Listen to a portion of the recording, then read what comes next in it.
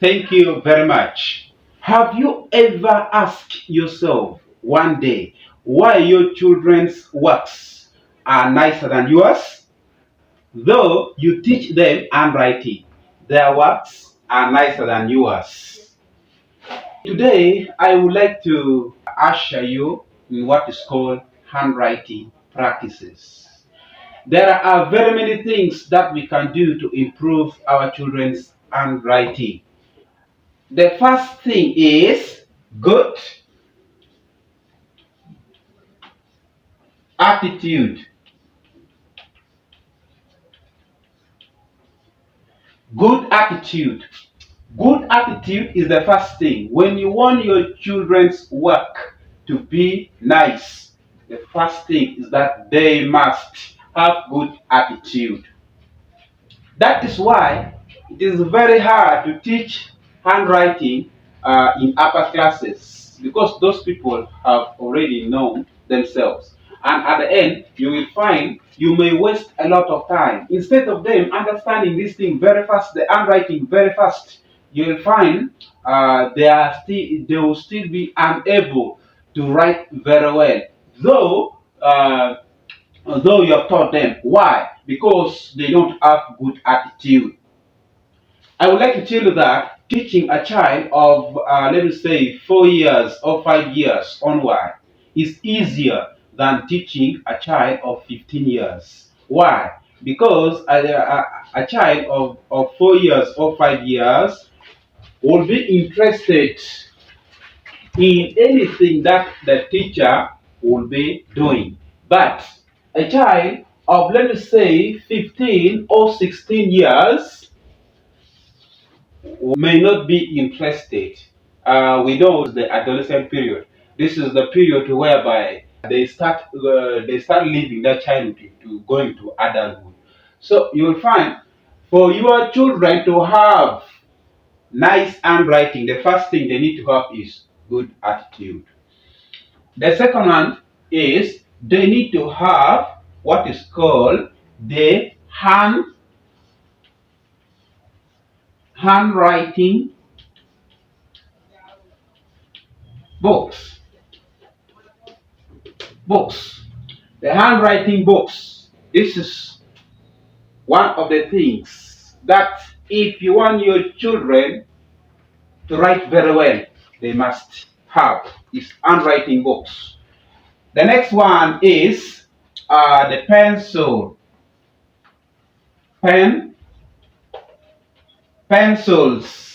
They need to also have the pencils. Can either be pencils or the pens. But probably for the beginners, they need to start with the pencils. The next one, they need to also have what is called the eraser. The eraser or the rubber. The rubber, here eraser or rubber. And then the next thing is good sit. A good sit. Your child, or let me say your children, must have good sits, because the sitting postures of those children is the one that will determine their handwritings also. So if your child is not sitting somewhere which is proper for him or her to write, the child's work will not be nice. So make sure your child have good sits. Besides that, we have also good sitting postures. Good sitting postures. Good sitting postures. So these good sitting postures, you find other children when they're writing, the way they sit, others they just sit like this, others they sit like this, others sit like this, but that's not the right way. When you're writing, you need to sit upright. You need to sit upright and then you write. That one will make your handwriting also be looking nice. The next thing that you are supposed to do, like we have the psychomotor activities. There are other activities that you can let your children do, like flexing their hands like this, flexing their hands. They flex their hands, flexing their hands like this. They just flex their hands. Someone may ask that why are they supposed to flex their hands? They're supposed to flex their hands to allow easy movement of their hands when writing. Like for example, if my hand is rigid, that means that I will be unable to write other letters correctly. I said flexing hands,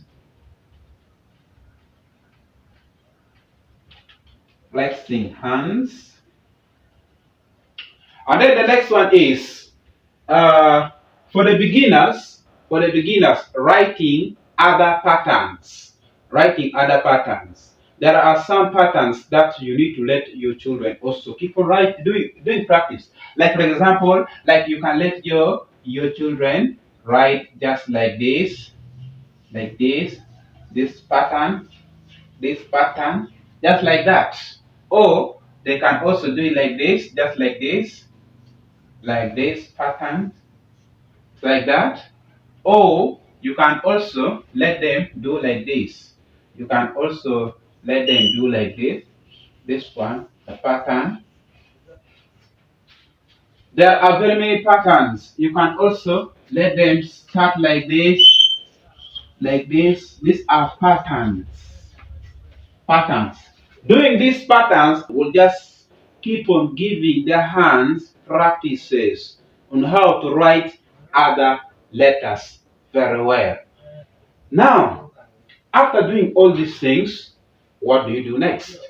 The next thing that you do, you let your child now master you let your child now understand the letter formation. Which letters go up and which letters come down and which letters remain. So in letter we have the uppercase letter, the lowercase letter, the middle case letters. For example, we have here like this, the lines. The handwriting box will be having the lines like this.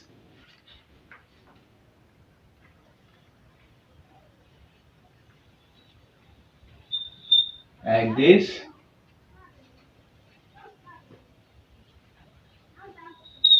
Like this.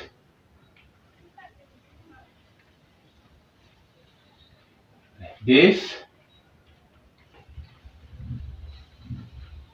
Like this.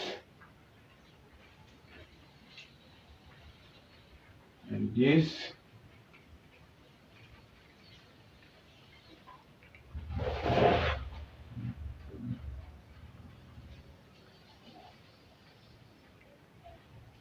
So this one we have letter A, write letter A like this, A like this. First let the child write like this, up like this, then you let him or her bring like this. And letter B, alright, O like this, then you bring like this. Letter C like this. Letter D like this. Letter E like this. Letter F like this. Letter G like this. Letter H like this. Letter I like this. Sorry, they like this. Many children, you find you as a teacher, when you have taught them how to write, they have even understood how to write, they will start writing the letters slowly, and their wordings will also be looking nicely. Later, you will find them starting to hurry because of time. So at the end, you will find children's work started getting spoiled because of the speed. So they are not patient enough. So you need to tell your children that when they want their handwritings to be neat, what they are supposed to do is to make sure that they first do it slowly. Let them be patient. Let them do it slowly, slowly, slowly, slowly. Let as they do slowly, as they will be doing, their hands will be getting used to writing those letters. Then at the end, you will find the speed will keep on increasing. I have some of my learners' work. This child is in P3 class. Is in P3 class. One child is in P3 class, and then yeah, another child is also in P3 class. So the work of these children, I believe you will also see, and you are going to give some comment on them. The works are there that just like you can see this one and this one and this one. So these two works, these are the handwritings of primary three children. So when you want your children's work to be nice, you as a teacher, you need to be also an influencer. Me and you can work hard to kick out illiteracy from Uganda and the whole Africa.